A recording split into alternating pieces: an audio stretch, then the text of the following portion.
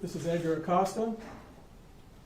This is Joel Acosta, Cynthia Acosta, and Jesus Acosta.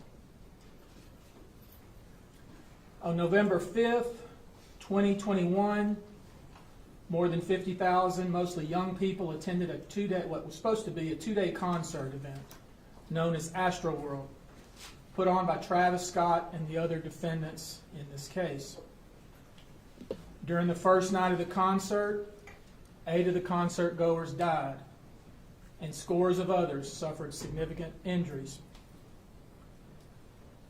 One of those killed was 21-year-old Axel Acosta. Axel died as a result of a phenomenon known as crowd rush.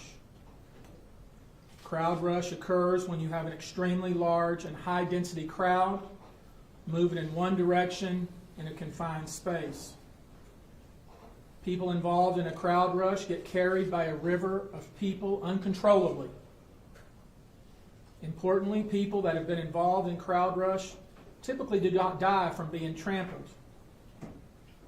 They die from what is known as compressive asphyxiation, from the sheer force of all the weight of the bodies being stacked on top of them. This is exactly what happened to Axel. The immense force of the unruly and out-of-control crowd, created by the defendant's gross negligence, created such significant pressure onto his body that he could not breathe. The air was literally slowly squeezed out of him, sending his heart into cardiac arrest. When he collapsed, concert goers trying to escape their own suffocation caused by the crowd rush trampled over his body like a piece of trash. When emergency caregivers finally removed Axel from the thick of human mass, he lay lifeless on the wet, littered grass at the edge of the chaos. They worked very hard to restart his heart, but they failed. Axel died on the muddy ground of a concert that he attended for fun. Axel Acosta loved rap music, and he loved the lineup that was going to be playing at Astroworld. But that love and that feeling was not mutual. Certainly neither Travis Scott nor his handlers, entourage, managers, agents, hangers-on, promoters, organizers, or sponsors cared enough about Axel to make even a minimal effort to keep him and the others at the concert safe. This concert was intended for young people. We've seen that many of the people who attended were minors. I was thinking last night, my son went to Astroworld the first year it was held. Why wasn't my son crushed and killed? Perhaps the only reason was he decided not to go. I want everyone watching to know that this could have been your kid. This could have been your kid.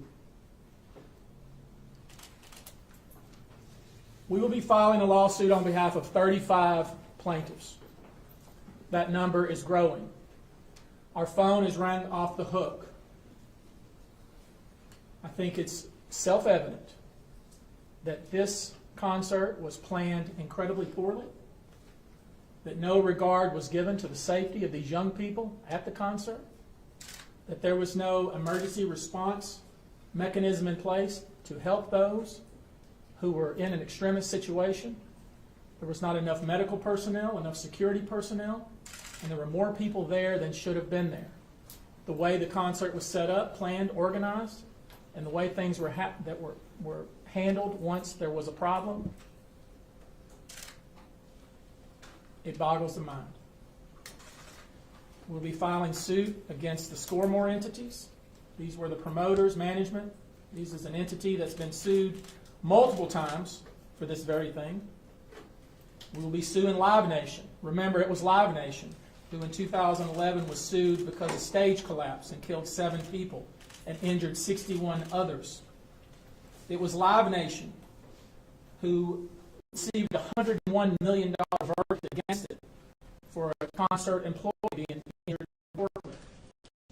It was Live Nation who, in 2013, concert attendees said they were run over, beaten, and assaulted in a stampede. It was Live Nation who put on a fine concert where a woman was injured during a mid-show stampede. And let me say to Live Nation, because we were involved in the concert that took place in Las Vegas where many, many people were hurt, and Live Nation relied upon an arbitration clause on the back of a ticket. Do you really intend? Do you really believe that you can enforce an arbitration clause against minors, against people killed, against people who are still in the hospital? I think not. The case will also be brought against an entity called Contemporary Services Corp., who provided security. The case will be brought against Harris County Sports and Convention Corporation, the premises owner who worked with NRG, was supposed to provide security and make sure the facility was safe. I want to remind you that this is not the first instance where people were injured at concerts. There's a long history in the United States and in the world where individuals who came to a concert looking to have fun, looking to enjoy themselves, did not leave, or certainly did not leave still alive. One of the experts who's looked at the history of concert goers and the multiple events that have occurred has said the history of how the concerts are handled is a history of disinterest and greed. I think that's what we have here. And let's talk about Jock Webster II, otherwise known as Travis Scott. On August 2nd, 2015, Travis Scott was arrested in Chicago for disorderly conduct after encouraging fans to jump over security barricades during his performance at Lollapalooza.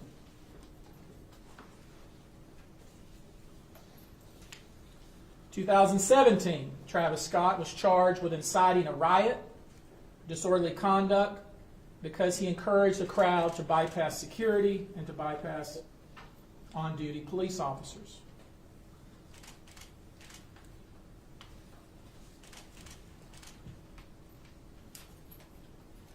Let's take a little further look at Travis Scott and his antics.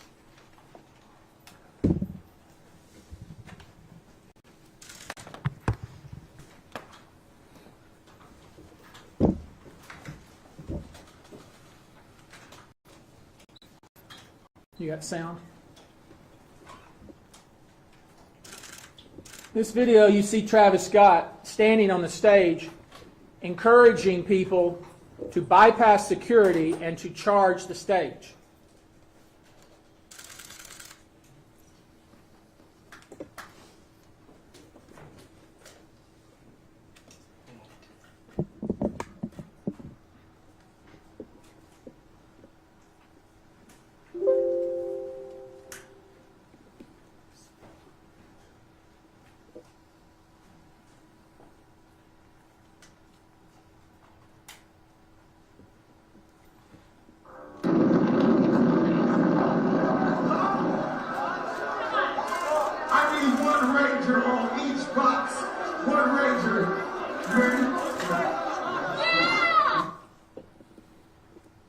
Times when Travis Scott specifically yelled into the crowd, asking them to bypass security, bypass the police personnel, and rush the stage.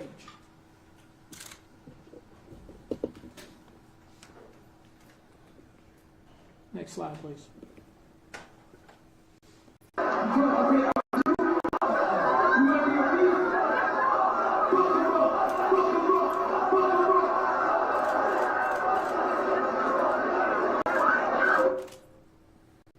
Video you saw Travis Scott, who was crowd surfing. Someone took a shoe. He instructed the crowd to F him up, F him up, F him up, to the point that the poor person who was being targeted by Travis Scott had to be carried away to escape with his life. Next slide. I see you. Hold on, turn the lights on. Turn the lights on. I see you, bro. Are you gonna do it? Give me 18 real quick. I see you. But are you gonna do it? Stand in line. Turn the lights on. Turn the lights on. In that video, you see Travis Scott encouraging someone who's standing on the upper levels to jump into the crowd. And during that very concert, somebody was pushed and was incredibly badly injured because of his conduct. Next slide. Here's a tweet Travis Scott sent out before another concert where he's encouraging people who don't have tickets to crash through the security and come to the concert anyway.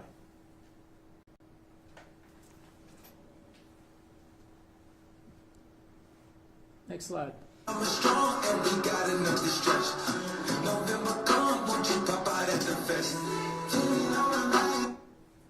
That's just a small snippet of the video to encourage concertgoers to attend Astroworld. This was video from previous Astroworld concerts. It's utter chaos that's encouraged not only by Travis Scott, but by everybody involved in putting the concert on. Next slide. Now, this tweet was reported, and we haven't been able to confirm, and maybe you can, whether this tweet is legit. But here we have a tweet from the Houston Police Department where they acknowledge that the security at Astroworld concert was insufficient. And you'll also notice, if you go back and you look at Chief Thinner, some of the things that he put out in some of the interviews, where he talks about how many people he was going to have engaged in assisting with security at Astroworld and how that number changed based on when he was interviewed. I encourage you to look at that. And we also know that it's been reported by the New York Times that allegedly our police chief met with Travis Scott or Travis Scott's people, indicating concern about some of the things that have been said and things that have been done leading up to the concert. Next slide. And we know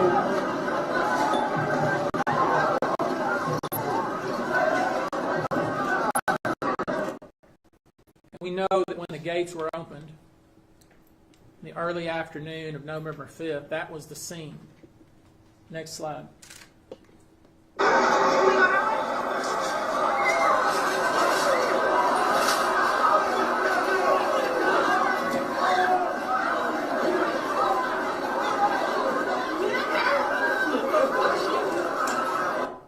I ask you, does that look safe? Does that look organized, well run? Does that look like somebody took the time, effort, and energy to properly plan a concert to keep the individuals who pay their money and attend safe? Or does that look like utter chaos? And if it was like that in the early afternoon, imagine what it must have been like at 9 or 10 o'clock at night.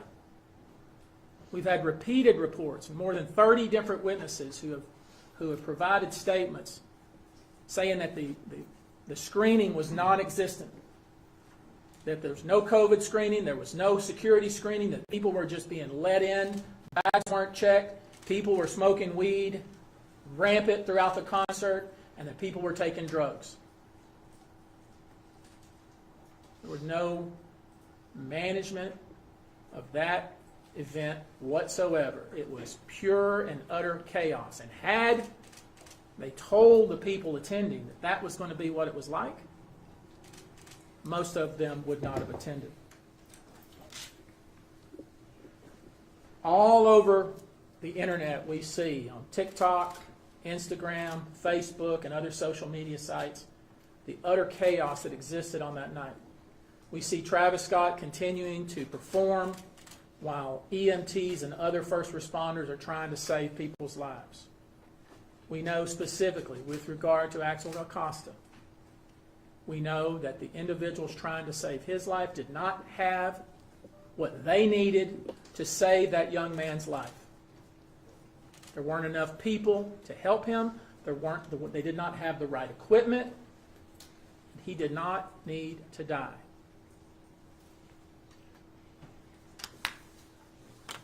I'm not going to show all the various video that we've collected.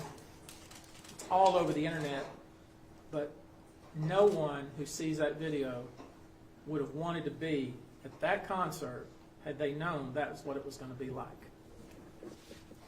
And that brings me to Axel Acosta. He had just turned 21. He was incredibly good at computers. He had just transferred to a new university. He was going to school with his brother Joel. He comes from an extremely close family. His grandmother and grandfather are devastated, just as is his uncle and aunt, brother and father. This was needless. It was unnecessary and could have easily been prevented. We expect to file a lawsuit either today or tomorrow or the next couple of days. We want to make sure we get it right. We want to make sure that everybody is included that needs to be included. In this lawsuit, we intend to change the way concerts are put on, organized, promoted, and managed in the United States and in the world. So our goal is to make sure that this good, decent, solid young man did not die for nothing. I'm going to give you a couple of questions with Edgar. I told him that, as you can imagine, this is crushing for him. He has an appointment this afternoon with the funeral home to make arrangements so his son can go back home. Señora Acosta, Pedro Rojas, Televisión, ¿nos puede hablar en español y contarnos cómo se siente, cómo está impactado usted por lo que le ha pasado? Pues me siento devastado por la pérdida de mi hijo, pero como dice el abogado, esperemos que su vida cambie las cosas de cómo se hacen esos eventos, porque él vino a tener un rato agradable, tenía todas sus cosas preparadas para su regreso, muy responsable en la escuela.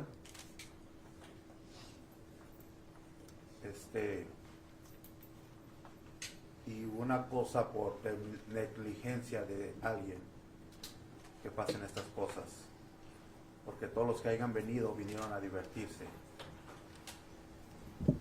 Mr. Acosta, Wait. We're not doing it that way. We're not yelling at him. Mr. Acosta, Just wait a minute, please. We're going to take two more questions. Yes, go ahead. Mr. Acosta, we just wanted to know, how did you learn about your son's passing? We understand that it took some time for him to be identified. Yes, it took some time because as soon as we received the news, I was trying to get hold of him.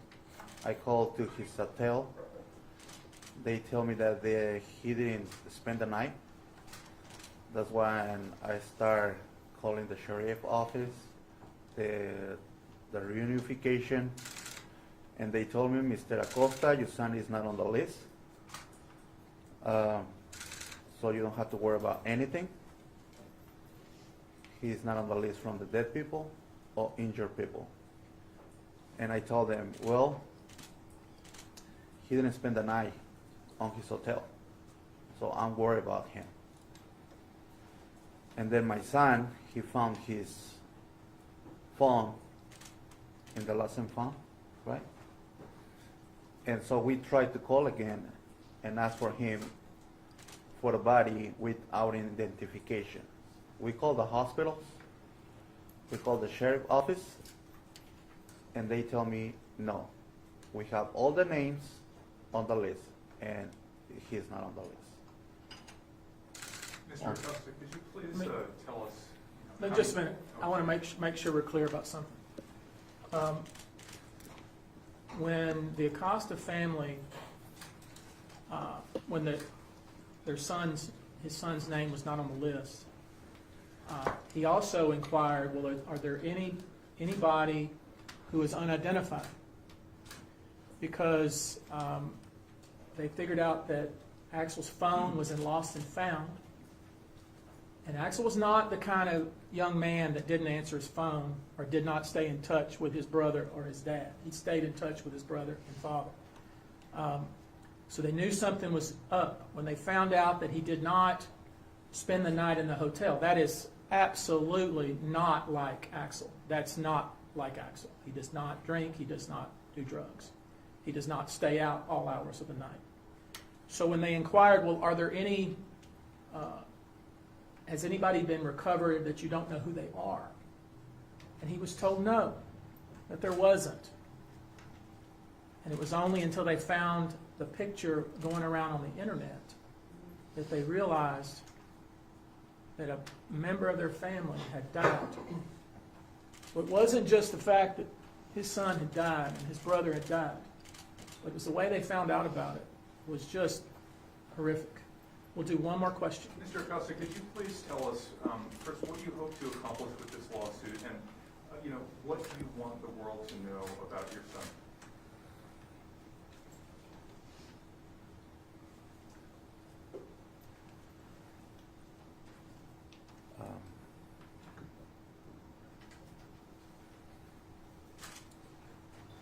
I think the lawyer already said that we're trying to make things change in this type of events. Because today is me. I lost my son. It could be you. It could be you. When you send your kid to have some fun, and because somebody else is not providing the right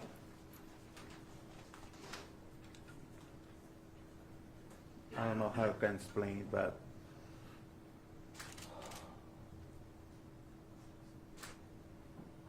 the right security,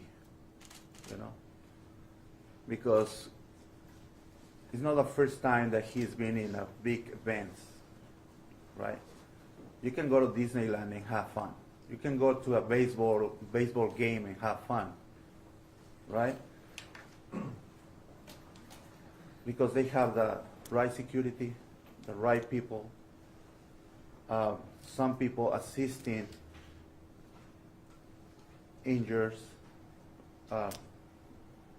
It's hard to explain. What But would you like the world to know about your son? he was a great kid, excellent student. He was looking for his family. He loves his grandparents. He was trying to study and going to school to be he was trying to be a engineer or computer programmer because he want to provide for his family. He really cares about. He was the first grandkid. He was the oldest one, and he always take care of his other cousin and nieces.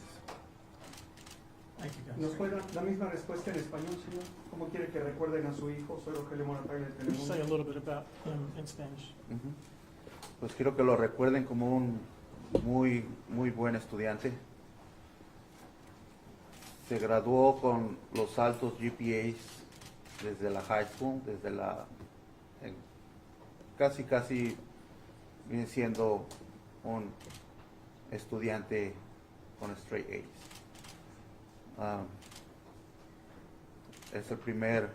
Fue el primer nieto.